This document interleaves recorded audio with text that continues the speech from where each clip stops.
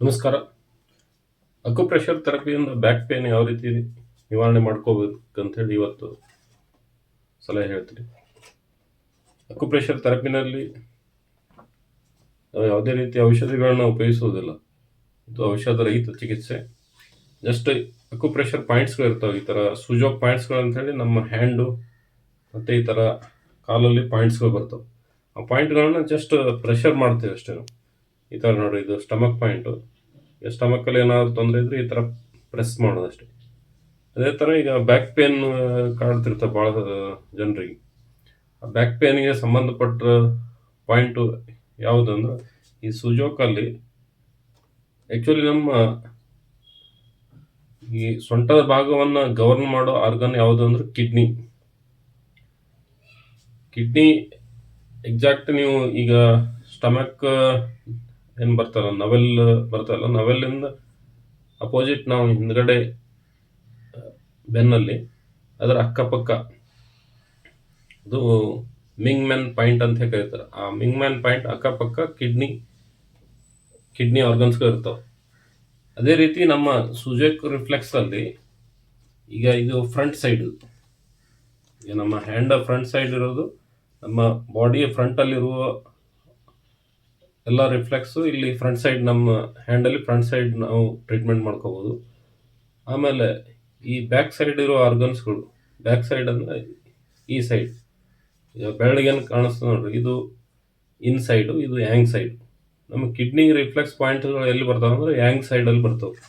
Yang side ಅಂದರೆ ಇಲ್ಲಿ ಕಾಣಿಸ್ತದೆ ನೋಡ್ರಿ ನಿಮಗೆ, ಇದು back side of the hand. ಇಲ್ಲಿ ಕೈಯ ಹಿಂದ್ಗಡೆ, ಕೈ ಹಿಂದೆ ಇಲ್ಲಿ 2 ಪಾಯಿಂಟ್ ಅದಾವಲ್ಲ, ಇವು ಕಿಡ್ನಿ ಪಾಯಿಂಟ್.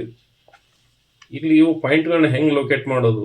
ಆ್ಯಕ್ಚುಲಿ ಅಕ್ಯುಪ್ರೆಷರಲ್ಲಿ ಪಾಯಿಂಟ್ಸ್ಗಳನ್ನ ಲೊಕೇಟ್ ಮಾಡೋದೇ ಭಾಳ ಇಂಪಾರ್ಟೆಂಟ್ ಇರ್ತದೆ.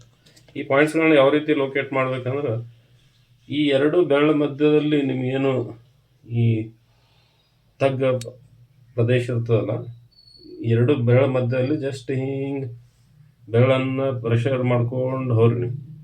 ಇಲ್ಲಿ ಬಂದ್ರೆ ಮುಂದೆ ಬಂದಾಗ ನಿಮ್ಗೆ ಒಂದು ಕುಳಿ ತಗ್ಗಿನ ಥರ ನಿಮ್ಗೆ ಫೀಲ್ ಆಗ್ತದೆ. ಇದು ಕಿಡ್ನಿ ಪಾಯಿಂಟು.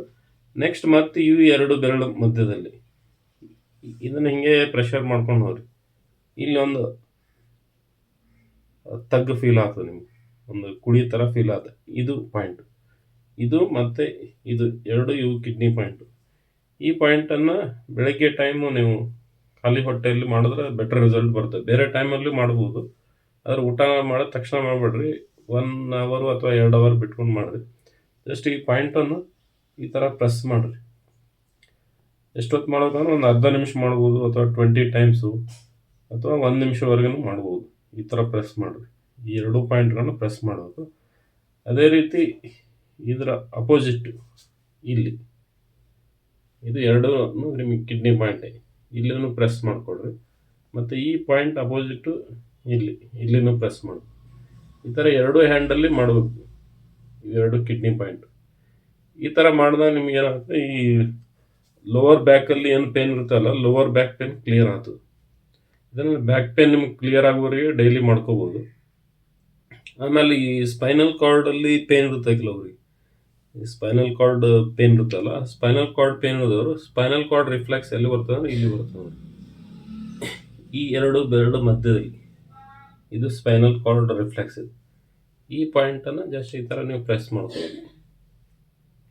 ಈ ಥರ 1 ರಿಂದ 2 ನಿಮಿಷ ಈ ಥರ ಪ್ರೆಸ್ ಮಾಡಿರಿ.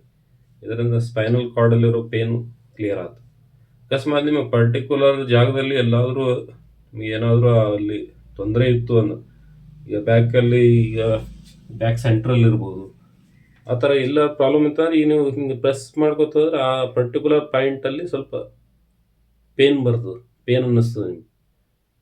ಆ ಪೇನ್ ಇರೋದು ನಿಮ್ಗೆ ಕರೆಕ್ಟ್ ಆ ಸ್ಪೈನಲ್ ಕಾರ್ಡಲ್ಲಿ ಅದೇ ಬಿಂದುವಿನಲ್ಲಿ ಪ್ರಾಬ್ಲಮ್ ಇರ್ತದೆ. ಅಲ್ಲೇ ಈ ರಿಫ್ಲೆಕ್ಸಾಲಜಿನಲ್ಲಿ ಇಲ್ಲಿ ಪೇನ್ ಇರ್ತದೆ. ಆ ಪರ್ಟಿಕ್ಯುಲರ್ ಪಾಯಿಂಟಲ್ಲಿ ನೀವು ಕರೆಕ್ಟಾಗಿ ಒಂದು 20-30 ಟೈಮ್ಸ್ ಪ್ರೆಸ್ ಮಾಡಿರಿ. ಈ ಥರ ನೀವು ಡೈಲಿ ಮಾಡ್ಕೊಂಡೇ ಆಗಿದ್ರೆ ನಿಮ್ಮ ಬ್ಯಾಕ್ ಪೇನಿಂದ ನೀವು ಹೊರಬರ್ಬೋದು. ಧನ್ಯವಾದ.